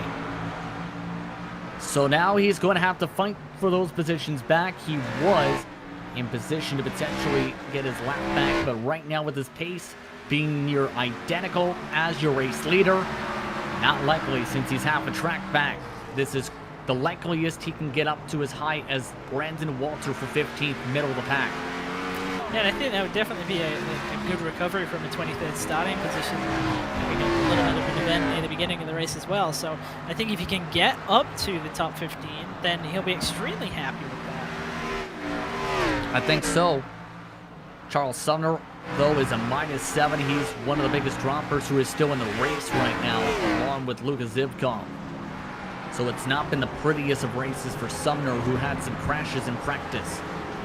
Yeah, Sumner's had a relatively quiet race. He just hasn't really had the pace to hold onto those positions that he had against cars that were recovering from a poor qualifying situation. And I think he's just been happy to, as you say, stay on the racetrack, as he's having a couple of interesting moments, but doesn't look like anything that's going to throw him into the wall and cost him at worst the top 20. Colton Lane, meanwhile, you can tell is having an adventure as the front car for the string. And all of these cars one lap down as Lane has been really losing the back end. He's had troubles throughout practice to try and hold on to the grip in that race car. Yeah, we've seen Lane has sometimes some adventurous races, and this one looks like it might be one of them. Having a little bit of a moment on the exit of turn 1, and this time Charles Sumner looked like he had a run, but then backed off, and now he's under threat from Tellez. And Tellez actually checked up for Sumner too to try and make sure they'd stay in single file there. That cost him some time though. of Craig Holden as potential factor in this grouping of cars, and they are slowly but surely creeping on in. Brandon Walter and losing touch, though, to Trent Dinkle. Going on board with the 88 machine, though. Still looking for any spot to take a peek. Yeah, none of these drivers really look like they're particularly comfortable in the high-speed sections. You can see him kind of snaking their way through the S's, and again there on the exit of the carousel, Lane just deciding that he's had enough and allowing those other two drivers by so he can get his own rhythm. Got him on by, and that drops Lane to 19th. He's still a +6 for the race. Now it's going to be interesting how Sumner plays this. Led by the 88 the first time they had a scrap. What will happen the second time now is the big question, as they do have cars up the road, as you can see. Only that modified of Jose Medina who's still rolling. Tellez taking a look right there and not able to make anything happen with Sumner. Sumner, I think, pretty much knew that there's no way Tellez was going to be able to make that move work, so just ran his corner as he would normally. Tellez has been taking a lot more space on the exit of the first leg of the S's right there towards the Arco. Not as much this time.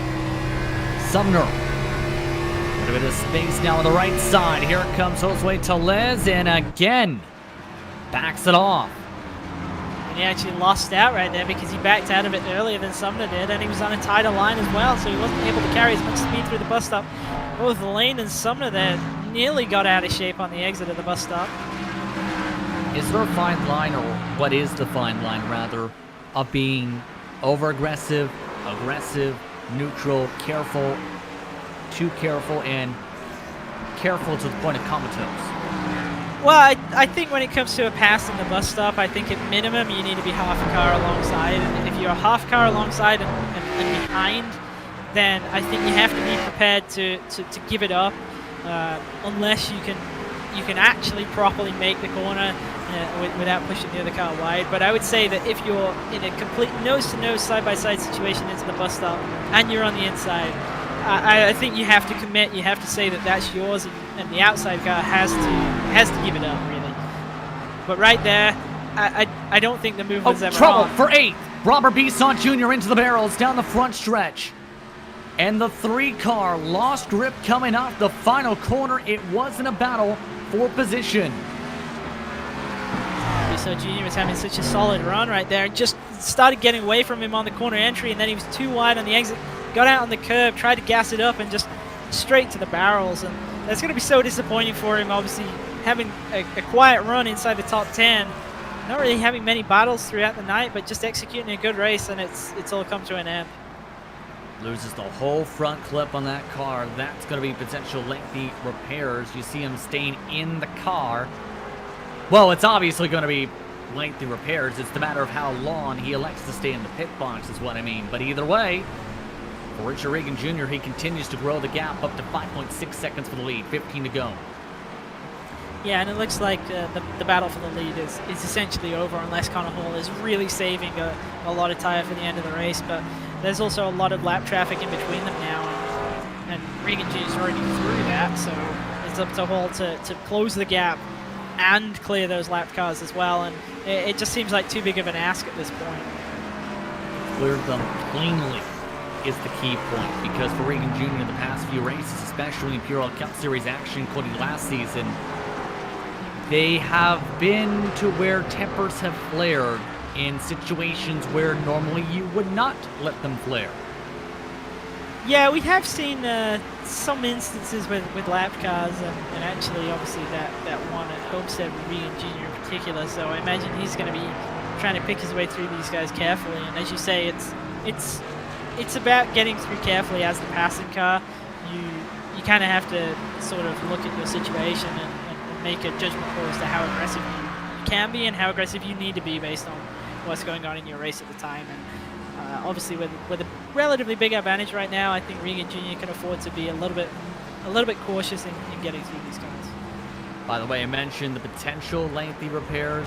Robert Bisson Jr. only took 18.9 seconds in the pit box. He has actually come out right in front of Tellez, who has since then passed Charles Sumner for reference. That is for 16th position. He's actually gaining on them, too, because he also took tires.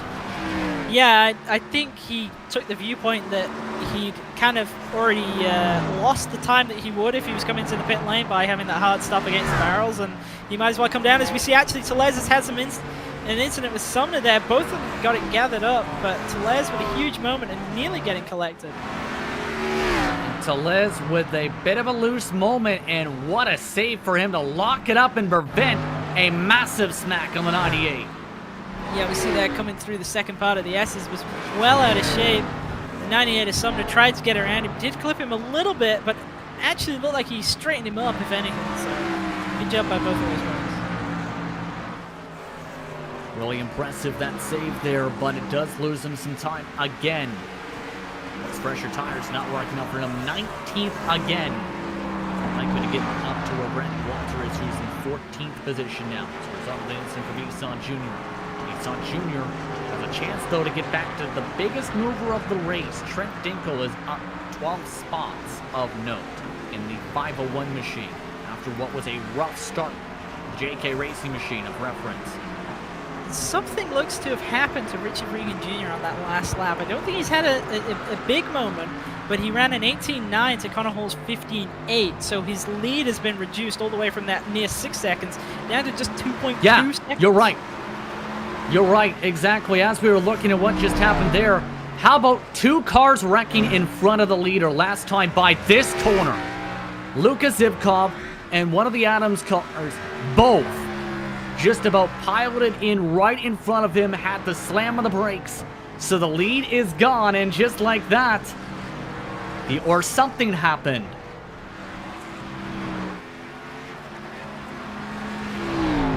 See if we can take a look at this again. It would be last time by on the final corner exit, where he's running on his own, nice and calm.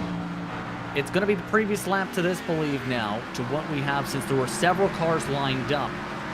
Where it's Zivkov and company who lose control. It's that grouping of train cars you just seen in the backdrop. The previous section. Right here. You can see Zivkov going around. One of the Adams family drivers going around, and Regan Jr. nearly getting involved in that. What a dodge. I've never seen someone get around a lap car like that. Go on board and take a listen to all this. You can see it unfolding as he comes off the corner. Zivkov starts going around. There's no opening there. I have no idea how he gets around him. How in the world did he not crash? I'm not sure. But that may have been what Connor Hall may have needed, because now the front tires are buzzed off of Regan Jr.'s car. Yeah, that's definitely not going to be what Richard Regan Jr. wanted to have happen. Obviously, all that time management there completely out of the window after that near hard stop he had to execute. I think he should be happy that he's just still going, though, because at the point where Zivkov, the road is closed. There is no way through that situation. There is no way you can pull the car back to the left through normal inputs. That he managed to get around that without any damage is actually kind of ridiculous. I don't even know how he did that. Yeah, that is incredible what he was able to do. But Connor Hall now has a chance to light a fire underneath him. He's closed another 10th in the bus stop. It's 1.5 seconds now, and he is coming in quick.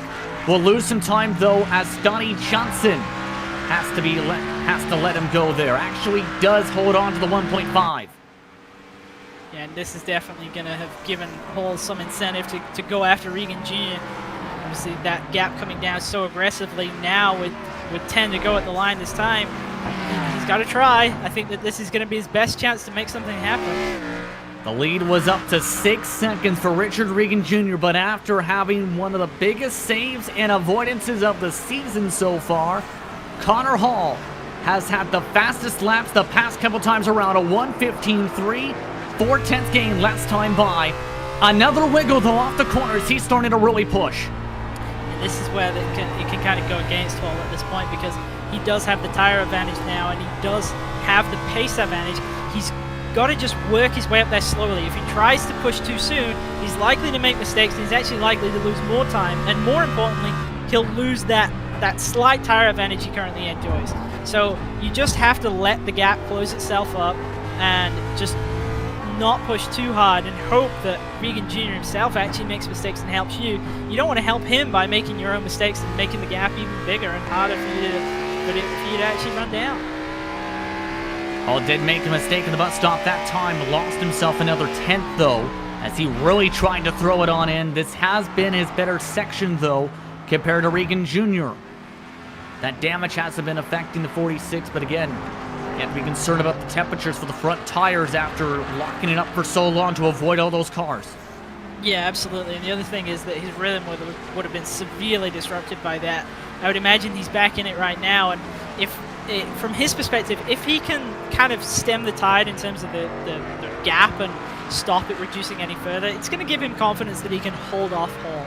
And obviously, conversely for Hall, if he sees the gap starting to elongate or holding steady, it's probably going to convince him that Regan Jr. has him covered. At this point, I think it could go either way, and it's really going to come down to who kind of handles the pressure the best. And where some of the traffic could lie, since they do have Mark Kalin, who had a bit of an off-track in front of them, who has to be the next car up. In 9th position, Danny Cervantes could also be at range for being lapped at the pace they're currently running for these lead cars. If not, reach them on the final lap of this race. An hour 10 picked up in Sector 2 that time. And the gap does look like it's relatively steady at this point, so we'll have to see if Hall can actually kind of start making inroads again. But he looks like he's really pushing the car hard, especially through that left-hander towards the end of the lap. He's always sliding through there. 8 to go this time. And you mentioned the risk of pushing too hard. That rear tire for Hall seems to really start to be lining up. Look at the times. Near identical for Regan Jr. compared to the last time. Another 1:15.3 for Hall. Yeah, that's exactly what Regan Jr. will want to be laying down. He'll want to be seeing that gap starting to get back out there. And that's going to give him confidence that even with that huge moment, that he still has this under control and that he still has Hall covered at this point. Hall really spinning the back tires, going up through the S's, up the hillside. And there is Mark Kalin. That could be the factor for the bus stop as Hall taking the curbing right behind him. That checked up Regan Jr. It's down to 1.2 seconds because of that. Yeah, no surprise there that Regan Jr. was a little bit cautious when he saw the back end of the car ahead of him step out. I think anybody would be after what just happened, but it's going to hold him up a little bit. Hall might not get held up at all here. And the other thing is, when you're the attacking car, you just push. Even if you see something like that happening, it's an opportunity to you. You don't really slow down at all. You just have to kind of hope that nothing's going to develop, that you're going to be able to close the gap. And with Regan Jr., it's the total opposite. You don't want to create a situation that's potentially going to jet you up even more. So it's better to be cautious. But obviously, he lost a half second right there. They do have clean racetrack now, though. No lap traffic to be a factor for the next few laps. 7 to go, that time by the stripe. And Hall has really been strong in the S's so far today, especially the second leg. 1 second, still the advantage. 1:15 flat for Hall last time by. Regan Jr. a 1:15.7. For comparisons, as both of them wheel hop, contact with the wall. Connor Hall hit the arm cone trying to cut through the curbing. He pushed it so hard. Yeah, it looked like he might have got away with it, though. It doesn't look like he's bent the car up at all, and it looks like he actually still able to maintain the line right there. Looks like Regan Jr. ran him deep as well. You can see him kind of getting all edgy and out of shape on the entry. So you see Hall there. Yeah, definitely got very close to it if he didn't clip it. Be very aggressive trying to close this gap now. He got very lucky with that little bit of sparks coming up. He actually gained time from that, but still lost it back as he nearly spins it off the corner. 6 to go. And he's just got to be patient here. He can see the gap coming down, but the weakness for Hall is absolutely rear-traction on corner exit. And that's where Regan Jr. definitely looks stronger, but Regan Jr. not able to carry the same amount of speed, especially through high-speed sections. So this is an interesting battle between what looks to be two completely different driving styles and different cars here. And it's going to be interesting if Hall can pull off a pass, because he's going to struggle to get out of the corner if he is alongside Regan Jr. Keep in mind, Abner Acosta is currently 12 seconds back of this. If anything was to happen between those cars, Luka Zivkov is now pulled off the racetrack, so is Patrick Cowgill. The come towards the flag stand this time. High five expected. Hall losing another 3/10. And it's almost towards that point where, what do you think Mullins is saying to his driver, especially knowing the times are going back and forth, back and forth? I think it's just one of those where there's just not a lot as a spotter you can do. You don't want your driver to get overexcited, but you, at the same time, you obviously want him to attack. If he doesn't attack, then there's no opportunity, there's no chance. So he needs to be kind of amping him up, but not getting into a point where he's kind of in a frenzy. And I think these guys have worked together for long enough that they know how this works, and they know how they can actually get this to happen if there is the opportunity. 5 to go this time. Still stuck at 8/10. And either way, Regan Jr. has had a stellar race. He's led just about every single lap outside of a couple during the pit stops. He set the tempo early, and he's not backed down for the most part. Yeah, and I think he's under some pretty severe pressure at this point, because there's no real opportunity for him to do anything of significance to kind of elongate this gap out. Obviously, with 5 to go, the probability of building a lead is basically 0. And all you can do is try and avoid making mistakes to give her a chance. So that's the key for him. He's got to avoid creating chances. Even if he doesn't run at his ultimate pace, just don't make mistakes and don't make a possible pass easy. Absolutely. Traffic is in range. Colton Lane is now within a straightaway of these cars.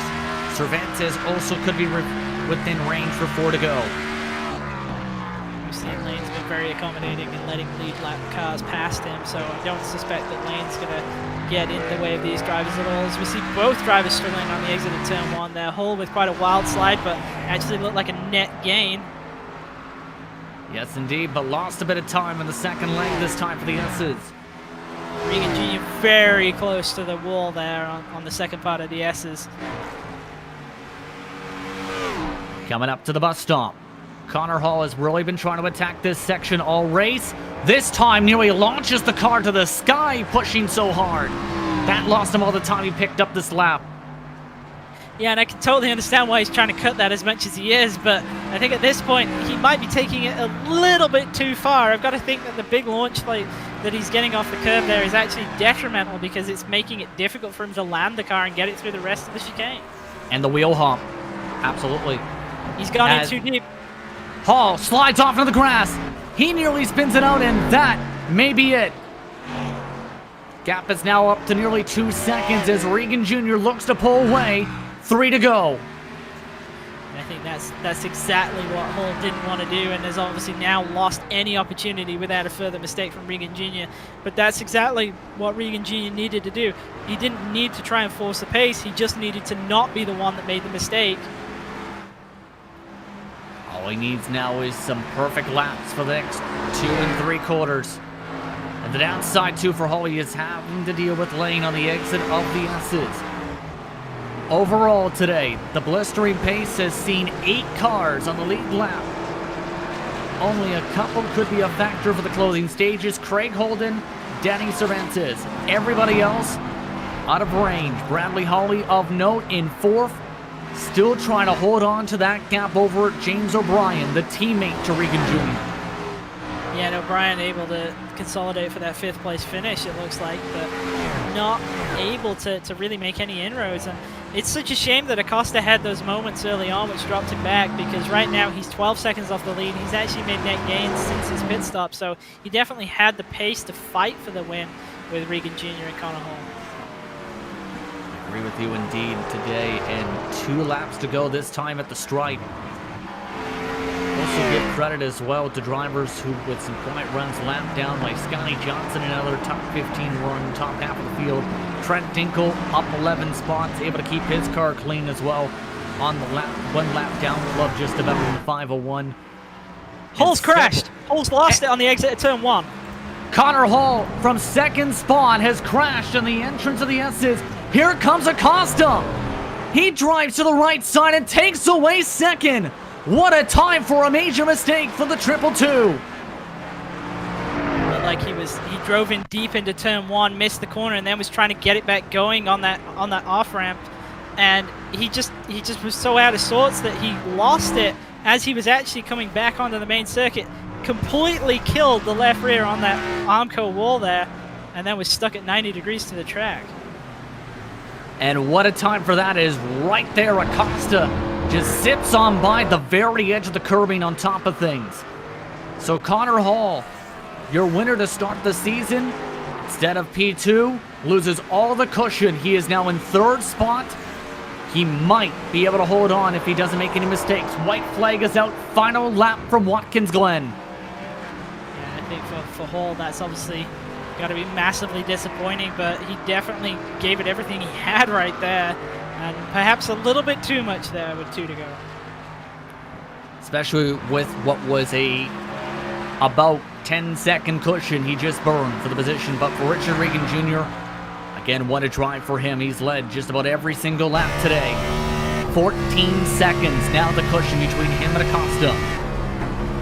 For a moment there, it looked like Acosta might have been about to repeat Connor Hall's incident, because he ran wide at turn 1, didn't lose the car, didn't lose the position, but definitely looking to be quite a tricky corner today. We've seen quite a few drivers have moments down there. Regan Jr., he had his moments at Atlanta. At speed early on, got involved in a crash. Ended up having significant damage that slowed him down to the mid-pack. Today, though, the damage on the back end of that car, not a factor.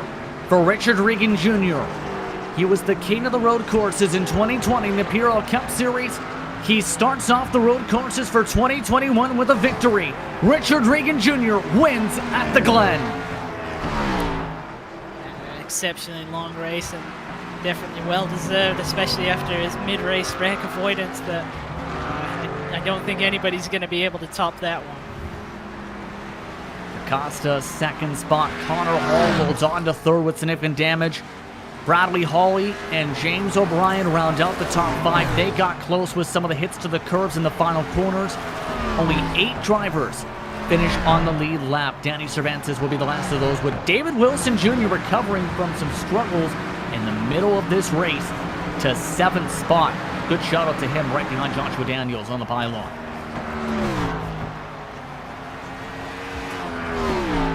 Impressive race overall for Richard Regan Jr. as post-race coverage coming up in just a few moments. You're watching the Global Sim Racing channel from the virtual Watkins Glen International. It's Richard Regan Jr. taking home the checker flag for private label Team Hype.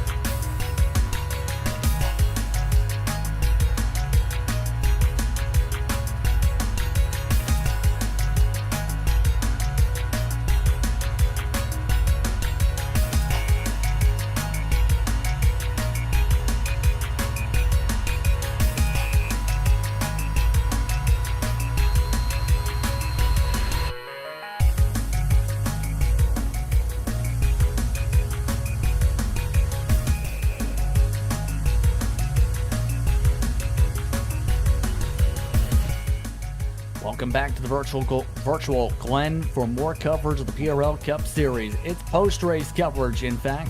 After what was an entertaining end of this race, it's Richard Regan Jr. who takes his first victory of 2021 in the PRL Cup Series.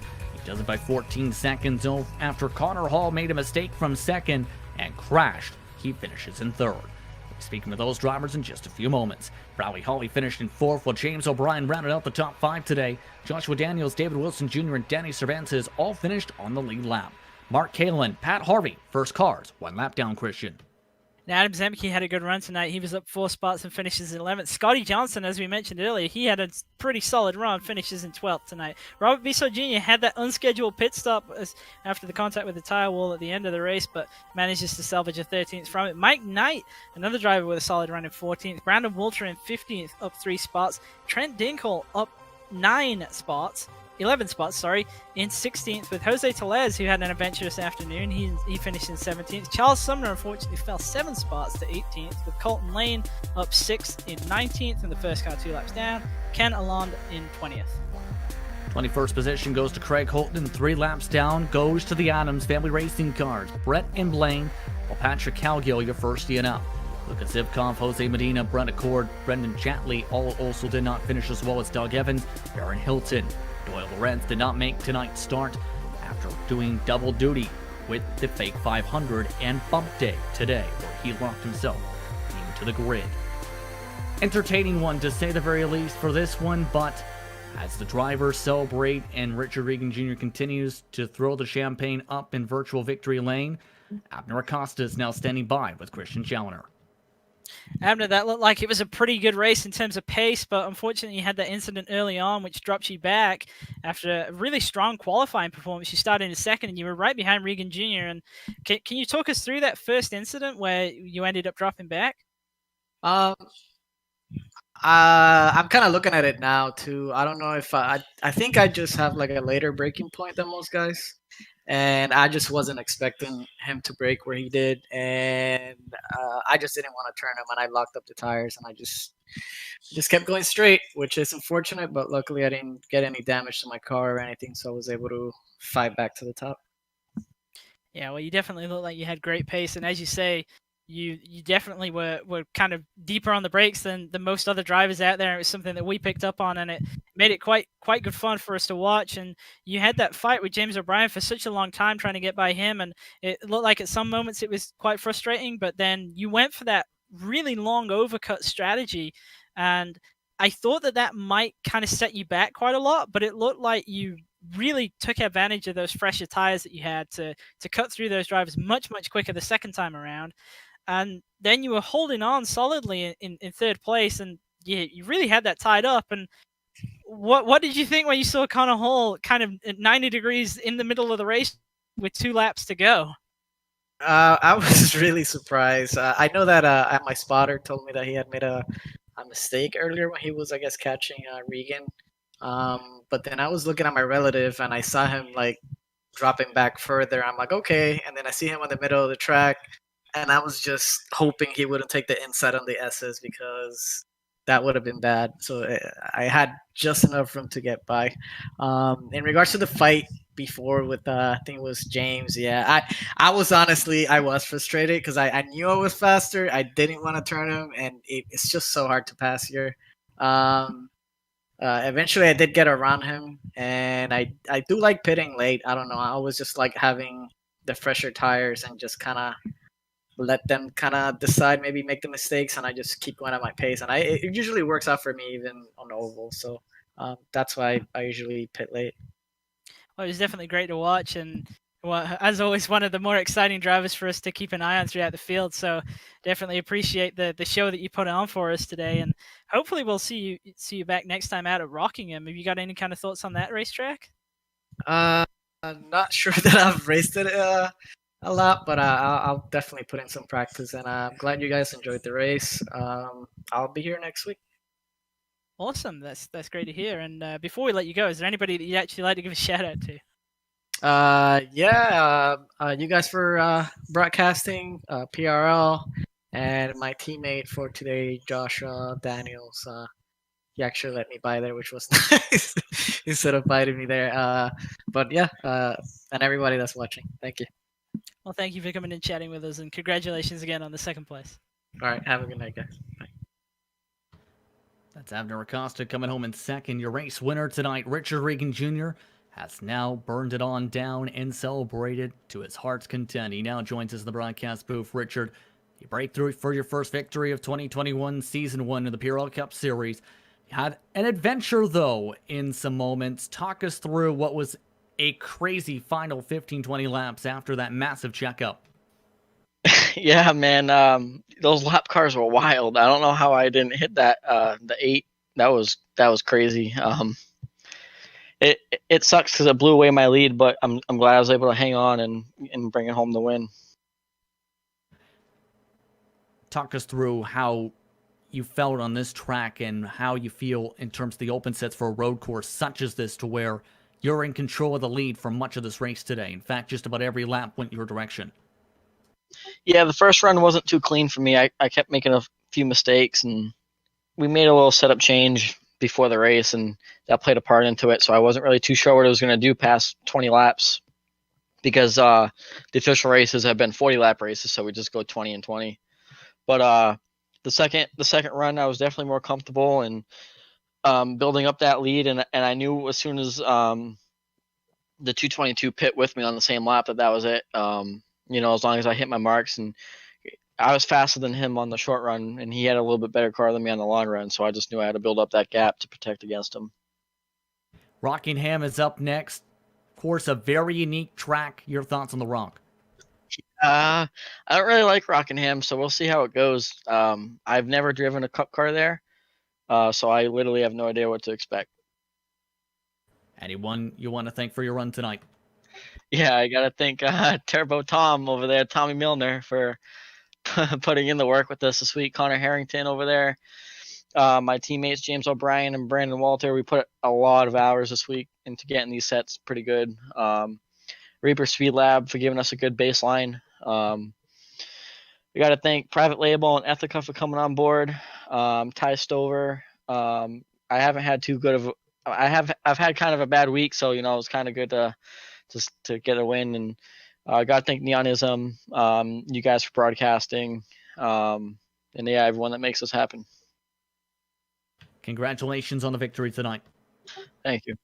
Richard Regan Jr., your winner tonight for Private Label Team Hype. He does it by 14 seconds. The driver who is fighting with him in the closing stages was Connor Hall after that massive checkup. Connor Hall also now joins the broadcast booth from Connor Hall eSports. Connor, first things first, talk us through that battle towards the end that developed after Regan Jr. had to fully lock up the brakes and avoid two cars wrecked in the middle of the racetrack. Yeah, I guess all those lap cars finally, bit him. I got bit by him all race, so it just is what it is. What happened with some of the mistakes then to eventually that led to a crash with the Armco and cost you second? Yeah, I just suck. Okay. On a positive, next race, Rockingham. Your thoughts there? We know it happens when we only turn left, so hopefully we can go back to our regular scheduled program. And I don't know. I don't mean to be such a Kyle Busch, but just sucks, man. I mean, I didn't put any time in this week, so that's probably one issue. Today was my first road race in a cup. Well, yesterday night was my first race in a road course. I mean, cup car on road, and I won that open race, and I know those guys. What's his name? I think Joshua Daniels. I mean, he's run like 40 darn races this week, and I mean, I can't fault them. And if you have the time, put it in, and it's good that they take it serious. I guess it makes it more fun, but I don't know. I hate road racing. I'm not good at it. Well, at least not like I feel as if I'm good at oval racing, but just tough. I mean, I don't want to sound too sour because James Mullins, he busts his butt for me, and he sat there and watched me struggle for 60 laps tonight. So Yeah. As for Rockingham, hopefully we can do what we did at Atlanta. So we'll see. Anyone you want to thank for the run on that note then?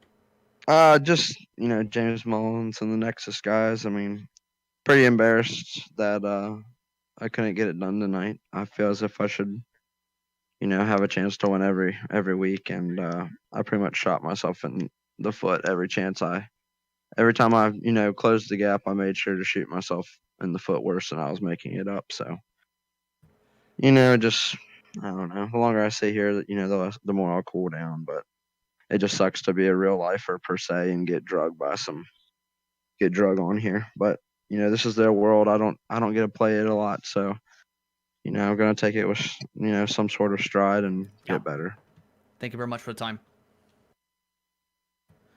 Connor Hall, P3, I'd like to thank him, Abner Acosta, Richard Regan Jr. for taking the time to speak with us. And Christian, your thoughts on this race? Well, I think it was definitely interesting to see drivers like Abner Acosta back in the field and showing that they have the pace to contend, and actually generating a whole lot of excitement for us, even though it was down to that initial mistake that's sending back. But it was great to watch him fight back through the field, and as well as the other drivers who might not necessarily be at their best on a road course, but having some solid runs. Obviously, Scotty Johnson was one of those drivers.